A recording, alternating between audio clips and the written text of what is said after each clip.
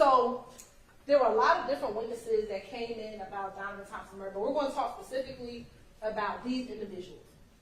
Investigator Thorpe, he was the original detective on the case. He took out those arrest warrants in October, and that was after talking to an individual by the name of Spencer Wright. He then turned his file over to Mike Sprinkel. Then we have both Dennis and Gaither. They were both, just because of the back and forth that they were investigating, just ended up talking a lot about the murder with these different individuals. And then you have Kenneth Copeland and Quindarius Zachary. And then what did Mike Sprinkel tell you? When he got the file, he reviewed it, and the first thing he did was realize that Spencer Wright was lying, and said, okay, I have to get rid of this information. And it was something that Mr. Shard said, which I found interesting. Mr. Shard said that Nicholas Robinson, aka Spencer Wright, is an example of individuals who would say anything just to get out of jail. But the difference between Nicholas Robinson and Quindarius and Kenneth Copeland is that Mr. Sprinkel couldn't verify what Nicholas Robinson said. But he was able to verify what Quindarius and what Kenneth Copeland said. So did Mike Sprinkel corroborate Kenneth Copeland and Quindarius Zachary? Emphatically, yes. So let's talk about the activity before the murder. And some of these are the videos, but there was no dispute about the Lakewood shooting in Club Crucial. And what you have in both of those interviews is that both Copeland and Zachary actually sat and talked about those shootings. I'm not going to play the video for you, just in an abundance of time, but we know that those two things at least were not disputed.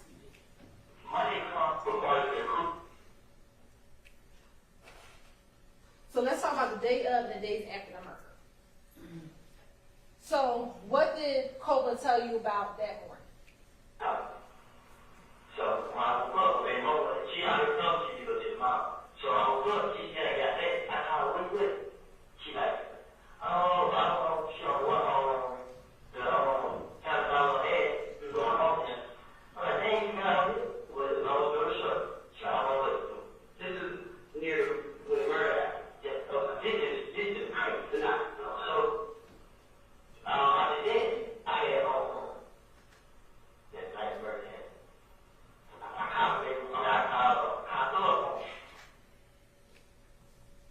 Phone records tell you. I know that's kind of small, but you'll have the phone records in the back. That between 6:37 and 7:26, Copeland's phone was in the area of his girlfriend's house, right? That's QR's, Copeland's girlfriend's residence, which was on Maury. His phone was pinging in that area, and that's between 6:37 and 7:26. If you can recall, the 911 call for the murder came in at 7:22. At 7:26, he is still at his girlfriend's house after the murder. So this notion, when they say, well, Kenneth Copeland did it, I know somebody who could have done it, well, it wasn't Kenneth Copeland. The person who did it is Stillwell, Yet, Nard, and Dumas. Because Kenneth Copeland was at his girlfriend's house at 7:26. Then he says he went to the green store.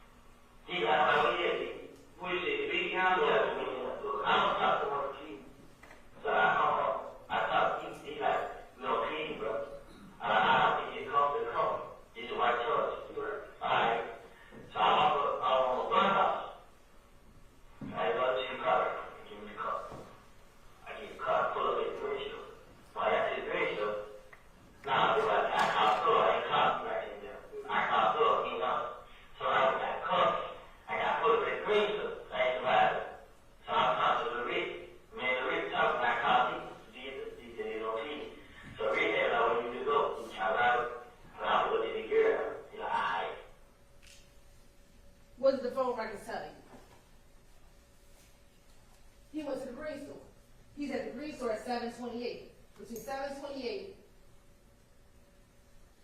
he's at the Green store. And then he travels down towards the McDonald's, like he told me. And here's the thing, ladies and gentlemen, about corroboration and phone records. He doesn't know we're going to pull the phone records later.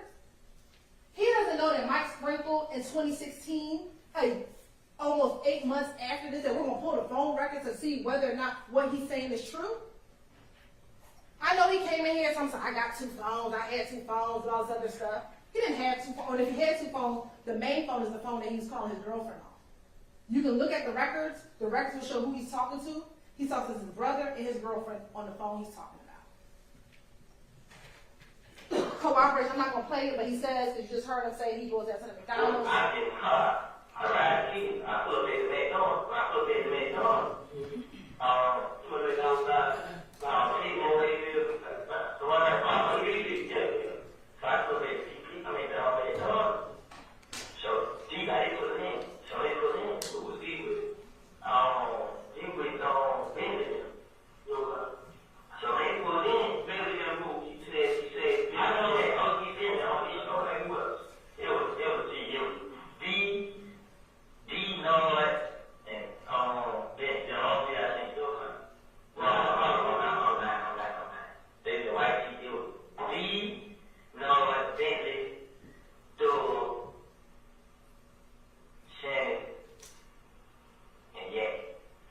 All of this one concept. What kind of colors? The Jeep, the actual he got. The white boom. They got out. D got out. So when D got to come in, D got it.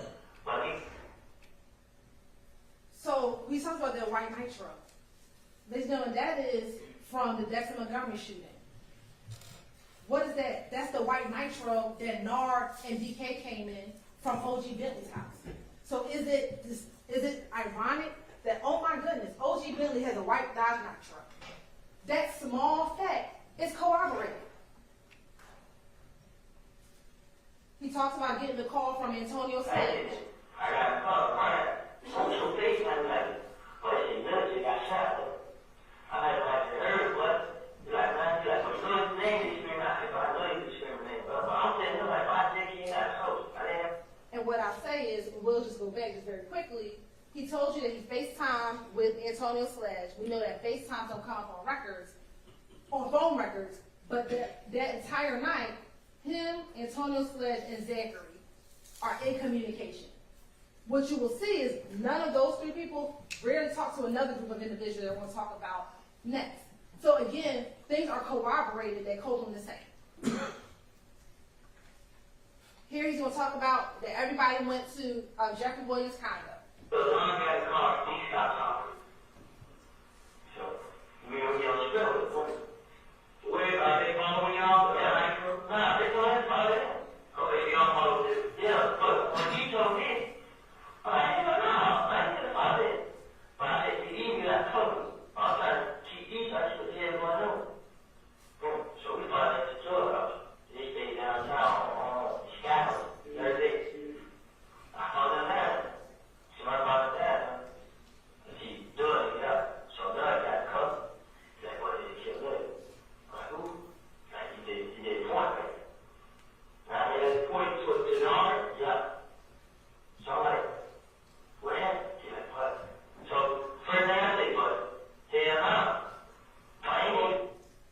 So here you'll have these phone records in the back. This shows phone activity near Mr. Williams' condo between that time of 7:31 and 11:22. Again, he talks about the condo.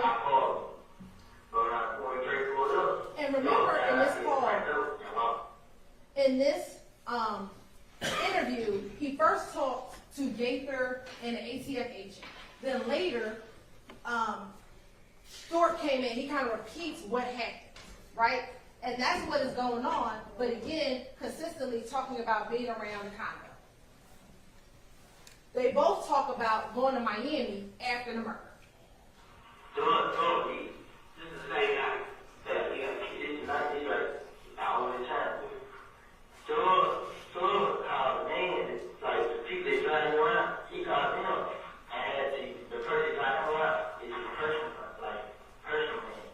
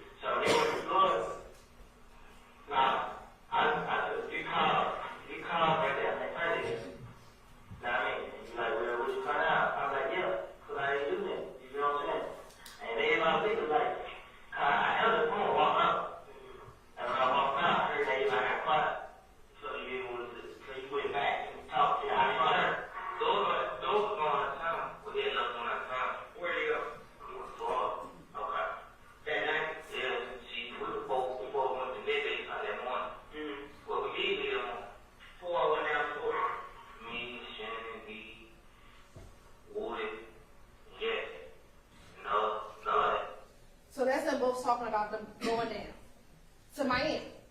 Now, in court, that's probably one of the one things that they talked about, that they all went to Miami. But they all said they went for this concert in Miami. Well, ladies and gentlemen, we showed you all the flyers, and there's no flyer in Miami for January 10th, 11th, 12th, 13th, 14th, 15th, 16th, 17th. The only flyer in Miami, or in Florida, was in Tampa Bay. So the question becomes, why are y'all going to Florida right after Donovan Thomas was murdered? To flee. Because YSL knew what they did. And they had to get up out of Dodge. And they went down to Birdman's house to lay low until things, maybe some of the dust starts to settle. And we had the phone records to show you all that they all went to Miami, all the different phone records in Miami after the murder, and the times that they all went after the murder. Now, we talked about the Grand Infinity. They both discussed, well, Copeland said there was Thug that rented the Grand Infinity. Zachary, I told you his voice is a little bit different. He didn't want to say Thug rented the Grand Infinity. He talked about it was a meaning. But we both know that this Grand Infinity was rented. And I won't play the video for you, but there are the two clips. If you want to play it later, you can play it. And how was that corroborated?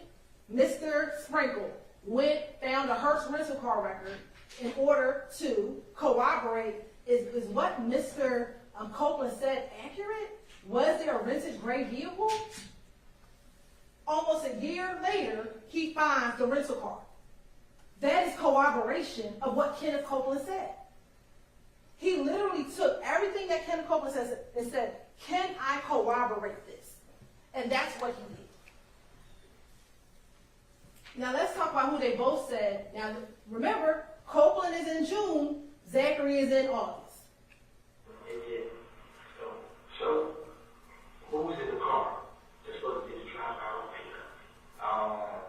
This was a deep story. He said,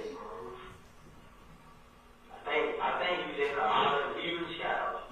And he said, they rolled past the same place, standing outside. They went somewhere and changed cars. Now, they go to war. I dropped Shannon D out the door. I had went home my baby mom. And then, door left and was rolled past nothing, seen him. And went to the gas station, seen Yak, and he pumped. And the gas station, we heard something, the gas station. I just did the story, so. They just seen him, they switched cars, the gas station, store got in the car with the girl. Store, I think it was they got in the car with the girl. And there were four left in the car. Jack, Shannon, Noah, and Juma. All right, that's Copeland in June. Here's Zachary in August. This is all what Shannon is telling me. That was this was both. Shannon had both, but this Shannon was Shannon told me first. So Shannon, they both told me the same story. Where were you guys when Shannon was telling you this, and what day was it? The same day or the day after? Same night. Shannon, I walked into, just walked me in the room, and they pulled up at the house. And Shannon was go her out. And all the boys were going out the gun, like, he like, we got no gun up there, he moved some gun. Right. Moved some gun, handgun. Then he moved some gun and goes to the store. So he like, I don't put it. And Shannon started calling. Moved some serious, he knew that night. Right. He ain't good at that, he killed. Now, he knew that they had killed, but he knew that they'll have some talk to him. That's what I heard you. And then Shannon tell me the story. Say it was going to be emotion, but they woke up and seen nothing. Say they had to roll back around. And then started shooting up. So yeah, started to walk. So He said it was Yak, Nard, and Doo-Wop. This is two different interviews. Copeland is telling them what Meghann told him, and Zachary is telling the police what they was Stillwell and Yak told him. But how are we have the same people? Yak, Nard, Doo-Wop, Stillwell. That does not change. That's corroboration of each other. Two different interviews. Two different times. Saying the same people? Ladies and gentlemen, that's evidence. That ain't no coincidence.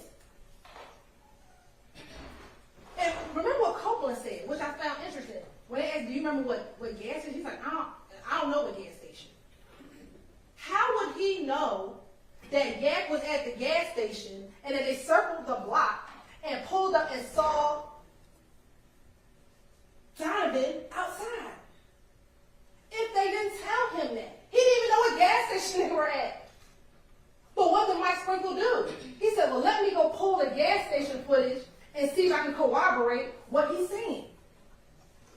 And that's exactly what he did. He pulled up the January 10th Texaco gas station and see when the car pulls into the gas station, the Bonneville. And in that same interview, they asked him, well, what kind of car was Yak in initially? He tells them it was a Bonneville. How would he know? He doesn't know that we're going to find a surveillance video. But they want you to believe Kenneth just lying? For what? You have Yak going inside the gas station. That's him in the gas station. They sit at Texaco from 6:44 to 7:15. They wait for the girlfriend to come, and when the girlfriend comes, that's about the same time that the Infinity pulls up. What you waiting for 30 minutes at the gas station for? Who waits at the gas station that long? You had to meet Bushi at that gas station? What did Reginald Hendricks tell you? Why cell folks don't hang around out there? They get their gas, they get on. If they even get gas over there. Because that's not their territory. Their territory is Cleveland Avenue. So why are you sitting there for, I don't do math well, but what was it, almost 40 minutes? But they want you to believe he's just lying. For what? Then that's when the Infinity pulls up. And on the video, Yak walks over to the car. Now, I know Mr. Shar said, well, my client ain't on the video. Well, we just can't see him on the video. I submit he in the car.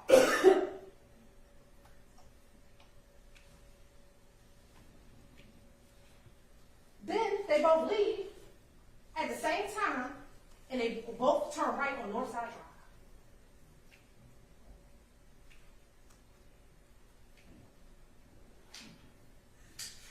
Now, this is the video. We'll speed it up. And matter of fact, from the still shots, you can see kind of the movement.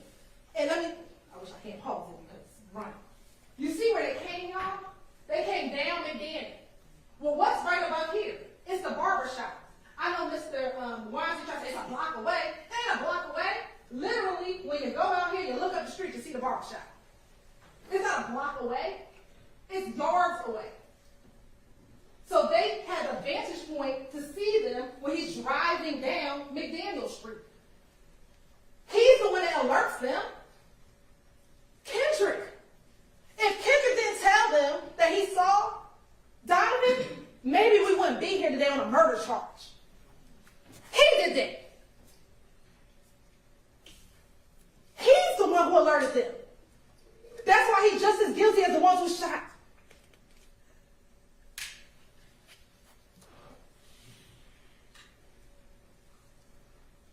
This is then when we sped through the video. So now it's about 9:05.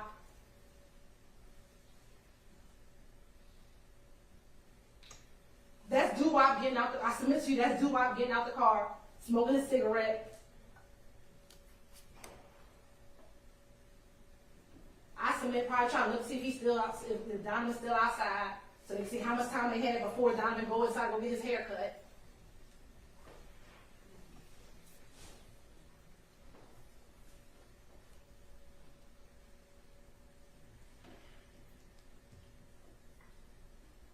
And they just waiting.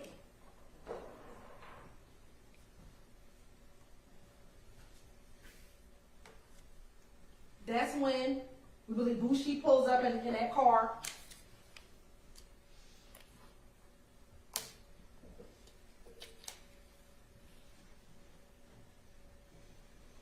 And that's Kendrick. Initially, he was in the passenger side.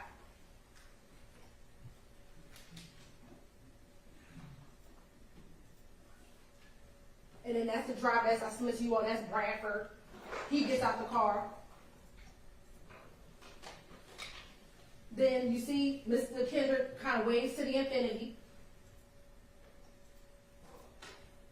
Then he walks over to the infinity.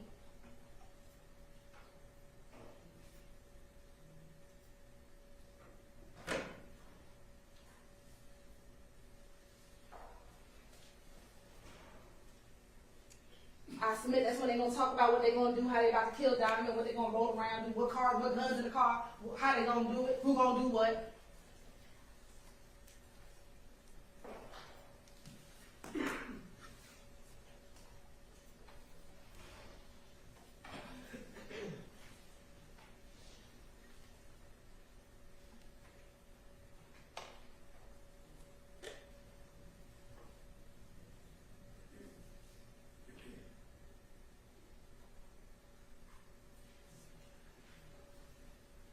He now gets back in the driver's seat.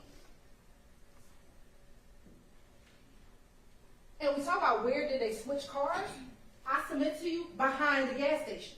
They both made a right in a moment. I'm going to show you what's right behind the gas station where they could have easily switched cars.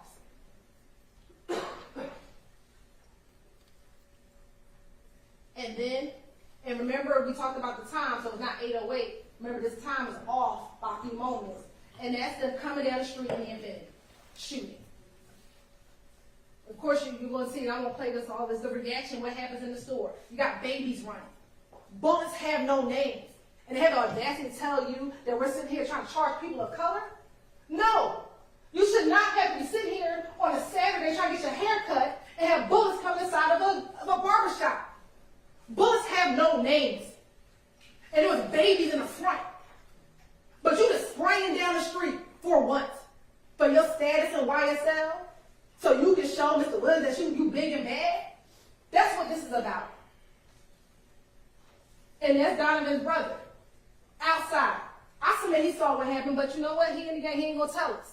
He ain't going to talk to the police, because that's what the gang culture is.